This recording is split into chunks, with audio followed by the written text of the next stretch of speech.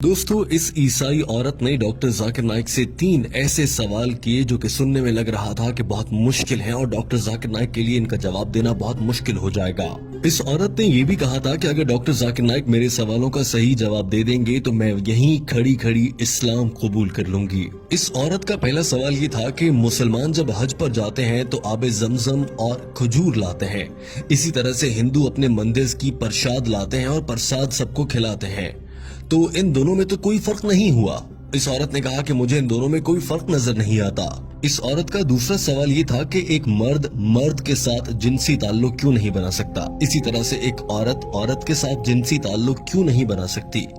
इस्लाम में हम जिन्स परस्ती से मना क्यों किया गया है। ये औरत जानना चाह रही थी कि शादी के बाद ही ऐसा करने की इजाजत क्यों है, अपनी जिनसी लज्जत हासिल करने के लिए शादी की जरूरत क्यों होती है।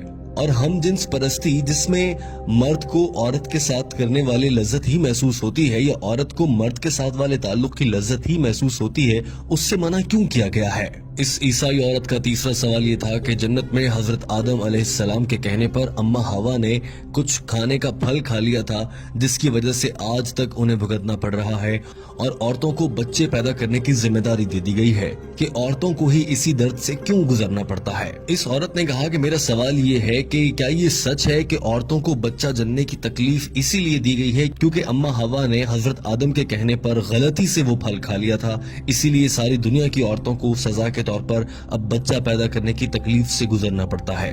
डॉक्टर जाकिर नाइक ने जवाब देने से पहले कहा कि हमारी इस बहन ने अच्छा सवाल किया है और उनके सवालात को दोहराया। उन्होंने पहले सवाल को लेते हुए कहा कि प्रसाद खाने में और खाना काबा से या हज और उम्रा से खजूरें खाने में क्या फर्क है, इस पर सबसे पहले बात कर लेते हैं। उन्होंने कहा कि हिंदू किताबों के मुताबिक प्रसाद अल्लाह को खिलाने के तौर पर दिया जाता है, लिहाजा हिंदू जब प्रसाद बांटते हैं या किसी को देते हैं तो इसका मतलब ये है कि वो अपनी तरफ से ये सोच रहे होते हैं कि वो अपने भगवान को या अपने खुदा तक खाना पहुंचा रहे हैं, जबकि हकीकी खुदा को जिसे आज तक हिंदू पहचान नहीं पाए उसे खाने की जरूरत नहीं होती।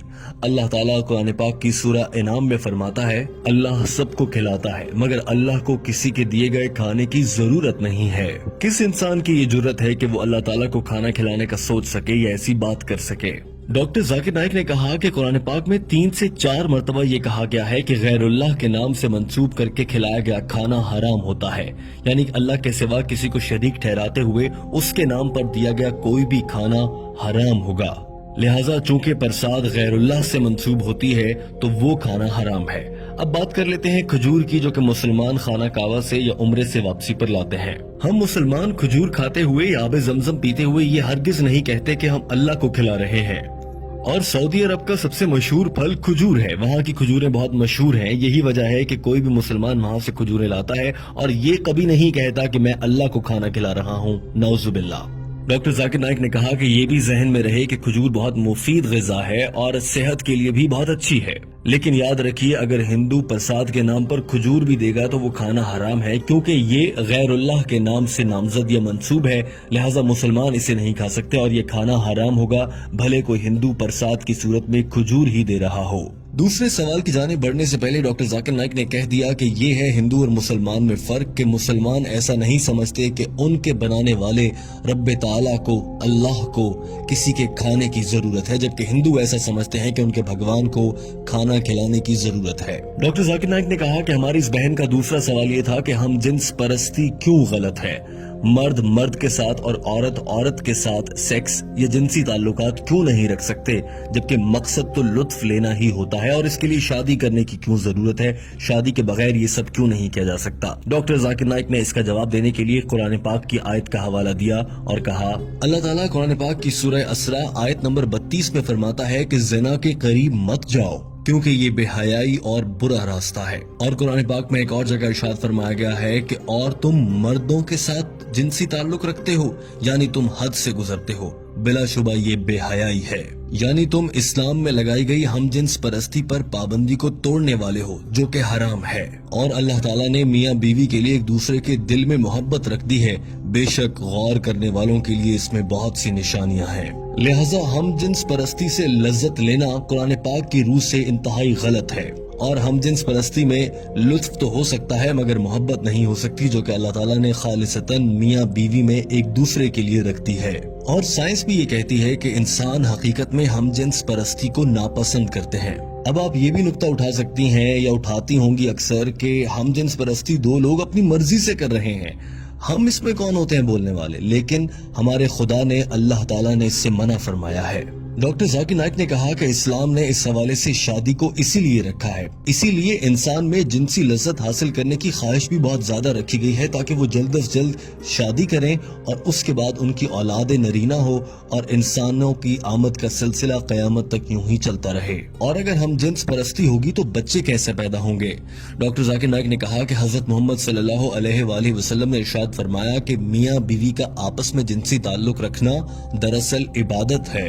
اور آج سائنس ہمیں یہ کہہ رہی ہے کہ ایک جانب وہ لوگ جو شادی کرتے ہیں مختلف جنس کے لوگوں سے اور دوسری جانب وہ لوگ جو ہم جنس پرستی کرتے ہیں ان کے درمیان موازنہ کریں تو شادی کرنے والے لوگ زیادہ خوشگوار اور اچھی زندگی گزارتے ہیں۔ ڈاکٹر ذاکر نائک نے یہ بھی کہا کہ اسلام، یہودیت، عیسائیت اور تمام مذاہب ہی ہم جنس پرستی سے روکتے ہیں اور یہ انسان کی صحت اور اس کی نفسیات کے خلاف ہے۔ ڈاکٹر ذاکر نائک نے کہا کہ میں جب کینیڈا گیا تو میں نے وہاں پر دیکھا کہ ہم جنس پرستی کے اشتہار لگے ہوئے تھے، جبکہ کینیڈا جیسے ملک میں اس سے منع کیا گیا ہے۔ پوری دنیا میں اس سے منع کیا جا رہا ہے اور اب دنیا کو یہ سمجھ آ رہی ہے کہ یہ کام غلط ہے اور پوری دنیا اب ہم جنس پرستی پر پابندی لگا رہی ہے، مگر بھارت میں ہم جنس پرستی کو اور اس رواج کو فروغ دینے کی باتیں ہو رہی ہیں اور اسے عام کرنے کے لیے قانون بنانے کی باتیں کی جا رہی ہیں، جو کہ غلط ہے۔ ڈاکٹر ذاکر نائک نے تیسرے سوال کی جانب بڑھنے سے پہلے یہ بات واضح کر دی کہ ہم جنس پرستی آپ کو جہنم میں لے کر جائے گی۔ اور اب آ جاتے ہیں تیسرے سوال کی جانب۔ ڈاکٹر ذاکر نائک نے کہا کہ تیسرا سوال یہ تھا کہ اگر اما حوا نے جنت میں گندم کا دانہ کھایا اور وہ دنیا میں آ گئیں تو اب اس کے بعد سے دنیا کی ساری عورتوں کو بچہ جننے کے لیے وہ تکلیف سہنا پڑے گی اور یہ اس بات کی سزا ہے۔ انہوں نے کہا کہ ایسا غلط ہے، دراصل یہ بائبل میں لکھا گیا ہے اور بائبل کی وجہ سے ہی عیسائی حضرات یہ خیال کرتے ہیں کہ عورت کو بچہ جننے کی تکلیف سے اسی لیے گزرنا پڑتا ہے کہ اس نے جنت میں گندم کا دانہ کھا لیا تھا، مگر اسلام میں کہیں بھی ایسا نہیں کہا گیا کہ اس غلطی کی اکیلی ذمہ دار اما حوا تھی۔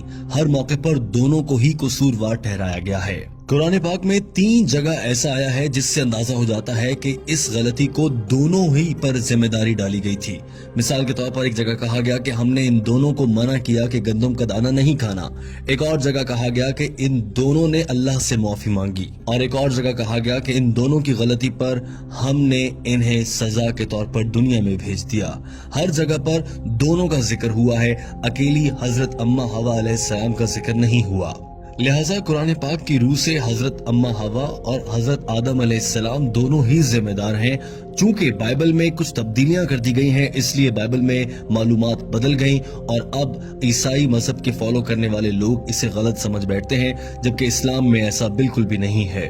آپ قرآن پاک میں پڑھیں گی تو آپ کو معلوم ہوگا کہ عورت کے لیے حمل بد دعا نہیں بلکہ خوش قسمتی ہے۔ سورہ نساء آیت نمبر 1 میں فرمایا گیا کہ اپنی عورت کا خیال رکھو اور ان کے ساتھ اچھے سے پیش آؤ۔ ایک اور جگہ فرمایا گیا کہ ہم نے انسان کو اپنے والدین کے ساتھ اچھے طریقے سے پیش آنے کا حکم دیا ہے، کیونکہ اس کی ماں نے حمل اور بچے کو پیدا کرنے کی تکلیف اٹھائی ہے۔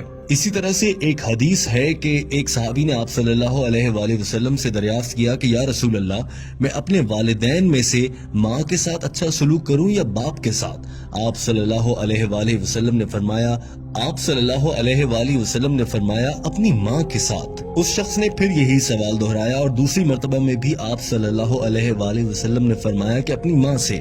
تیسری مرتبہ کے سوال میں بھی یہی جواب ملا اور چوتھی مرتبہ کے سوال کے جواب میں آپ صلی اللہ علیہ وآلہ وسلم نے فرمایا کہ اپنے والد سے۔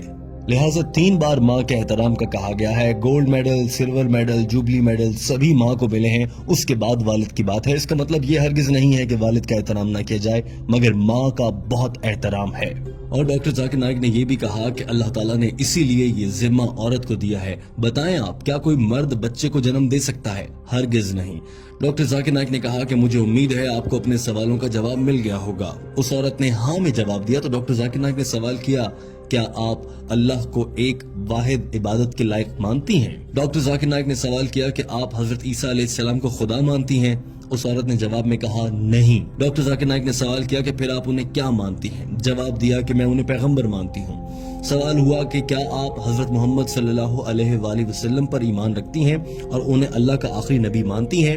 عورت نے جواب دیا جی ہاں، میں ان پر یقین رکھتی ہوں اور وہ اللہ کے آخری نبی ہیں۔ ڈاکٹر ذاکر نائک نے آخری سوال کیا، آپ پر اسلام قبول کرنے کے لیے کہیں سے کوئی دباؤ تو نہیں، کسی نے کوئی رشوت تو نہیں دی؟ اس عورت نے جواب میں کہا ہرگز ایسا نہیں ہے۔ تو ڈاکٹر ذاکر نائک نے کہا مبارک ہو، آپ اسلام قبول کر سکتی ہیں۔ ڈاکٹر ذاکر نائک نے کلمہ پڑھایا، اس عورت نے اسلام قبول کر لیا۔